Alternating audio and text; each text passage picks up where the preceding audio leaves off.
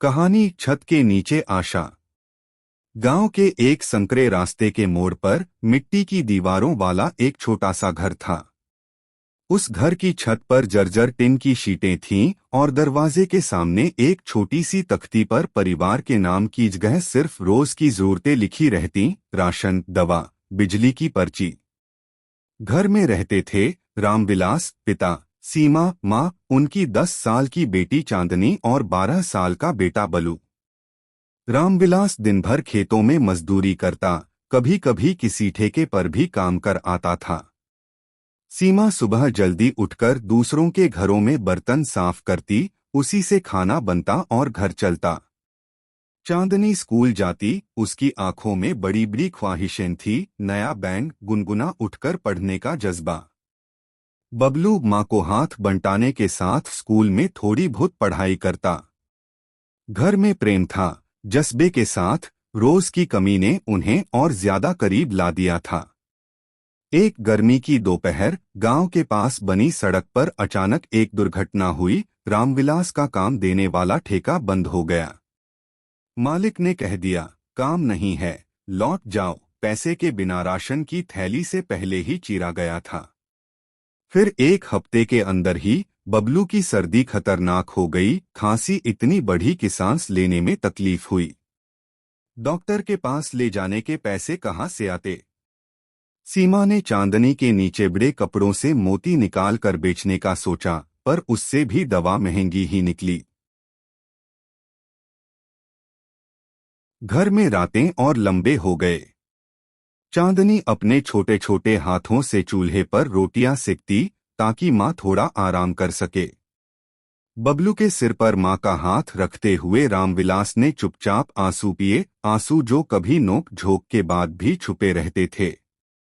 गांव के कुछ लोग मदद के लिए आए, पर मदद अस्थायी थी। परिवार के भीतर छोटे छोटे तनाव उभरने लगे। उन्हें डर था कि क्या भविष्य में उनके बच्चों को पढ़ने का मौका मिल पाएगा। एक सुबह सीमा ने छत के पास खड़े होकर आसमान की ओर देखा। उसने चांदनी को गले से लगाया और बोली, बेटी, हम गरीबी से बड़े सपने नहीं छीनेंगे।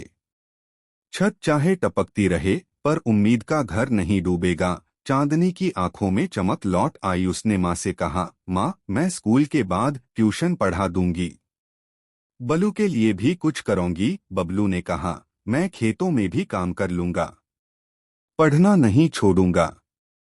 उस दिन गांव के स्कूल के मास्टर जी ने बालिका बालक के साहस को देखा। उन्होंने छोटे छोटे काम दिलवाए, चाय वाला के पास दूध बटोरना, स्कूल के पुस्तकालय में किताबें सजाना, ताकि परिवार को थोड़ा सा वेतन मिल सके। धीरे धीरे पैसा आया, ज्यादा नहीं, पर दवा और राशन के लिए पर्याप्त। रामविलास ने भी एकत्रित छोटे मोटे काम करके कुछ कमा लिया।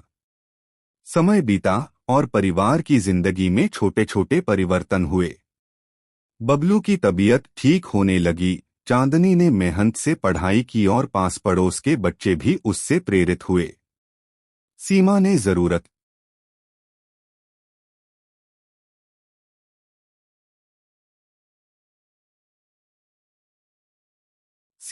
जरूरत के कपड़े सिलकर कुछ पैसे कमाए। गांव के लोग जो कभी केवल सराहते थे, अब अपनी अपनी तरकीब से हाथ बंटाने लगे। कोई दवा दे देता, कोई आटा दे आता, कोई पलंग तक उधार दे देता। पर सबसे बड़ा बदलाव था उनका आत्मसम्मान। वे अब भीख मांगते कम थे, पर एक दूसरे के लिए दया और सम्मान बढ़ गया था।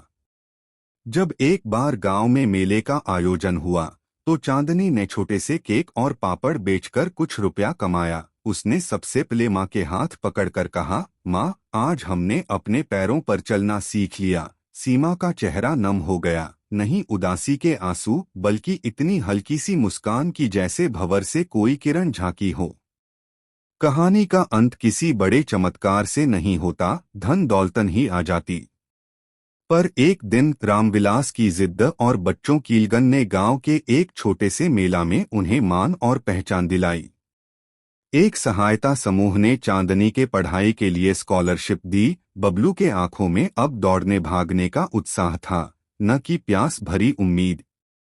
घर की छत अभी भी टपकती थी, मगर उस टपक में अब आवाजें थीं, पढ़ने की आवाज, रोटी बांटने की हंसी और सीमा की धीमी धीमी गीत की धुन।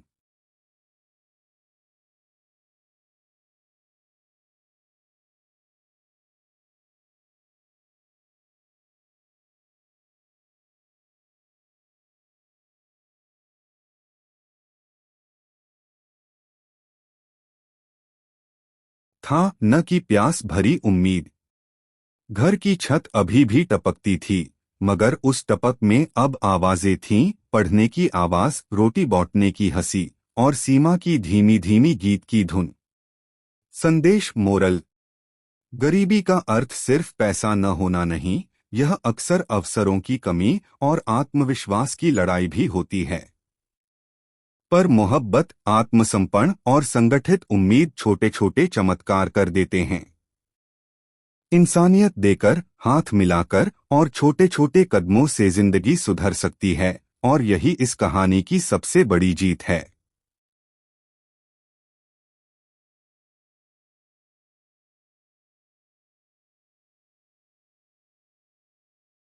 तो चैनल को सपोर्ट करें, लाइक करें, सब्सक्राइब करें। ऐसे